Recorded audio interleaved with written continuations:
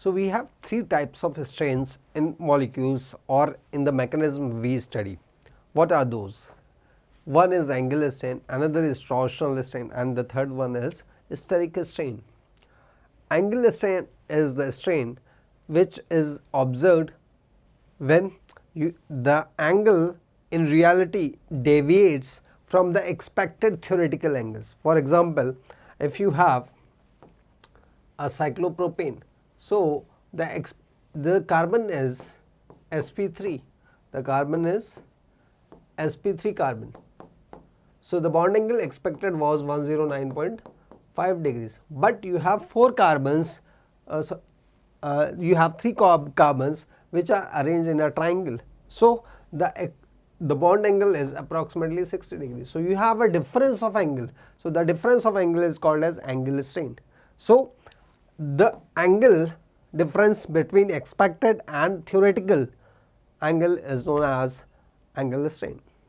As I shown you, in a cyclopropane molecule, expected was 109.5 degrees, and what in reality is that is lesser than 109.5 degrees. So, the difference of angle is angular strain.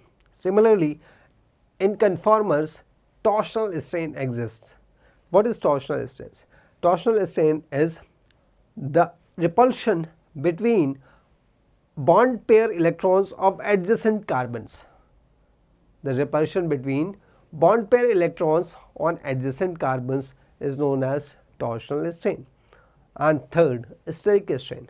Steric strain is due to the size of groups that are approaching during a reaction. So, if size of a group is bigger, then steric strain will be more. For example, if I have a SN2 reaction where I have hydrogen, hydrogen, hydrogen, and you have Cl, and a nucleophile is attacking this carbon. If a nucleophile is attacking this carbon, hydrogen atoms are smaller, so steric strain is less.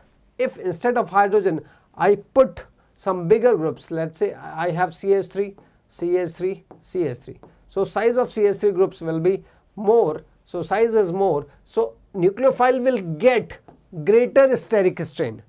Steric strain is due to the size of groups for the approaching nucleophile or electrophile. So, bigger the size, more will be steric strain, more will be hindrance in a reaction. So, steric strain is, in normal terms I can say, it is a hindrance caused to the approaching nucleophile or electrophile. So, steric strain is something hindrance to the approaching nucleophile or electrophile. Conformers of cyclohexane are mentioned over here.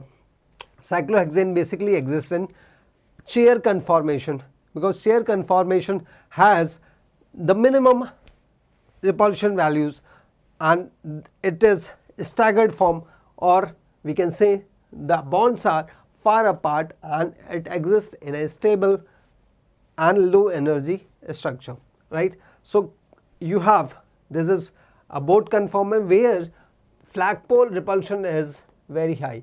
This hydrogen and this hydrogen is existing as flagpoles, as if in a boat you have two poles at opposite ends and there these are repelling each other. So, this hydrogen and this hydrogen cause flagpole repulsion. So, flagpole repulsion is high. So, boat conformer is not that stable as chair conformer. So, chair conformer is more stable than boat conformer, because stability order is like this: chair is more stable than boat conformation. So, usually boat will convert into chair conformation. So, in chair conformation of cyclohexane, stability is highest and energy is lowest. We have to remember a few more points over here, that this bond is called as equatorial bond. This bond is called as equatorial bond, and this bond is called as axial bond. So, equatorial bonds, if some bigger groups are present, let us say methyl is present. So, if methyl is present on equatorial, then the conformer will be more stable as compared to when methyl is present on axial, because methyl, if it is present on here and you have this hydrogen, so repulsion will be more here. If methyl is present here, methyl is present here, then repulsion will be less. So if in a conformer, in chair conformer, if bulky groups are present at equatorial bonds, the stability is more and energy is less, as compared to another conformer which is chair and has bulky groups methyl ethyl on axial bonds. Alright, and flipping of these different chair conformers occurs very fast, and the rate could be as high as 10 to the power 5 flips per second. Different chair conformers keep flipping, so we are not able to isolate from a solution. Conformers for a particular molecule are infinite in number. What are the bond parameters? Bond parameters do not change. Bond lengths, bond angles remain same.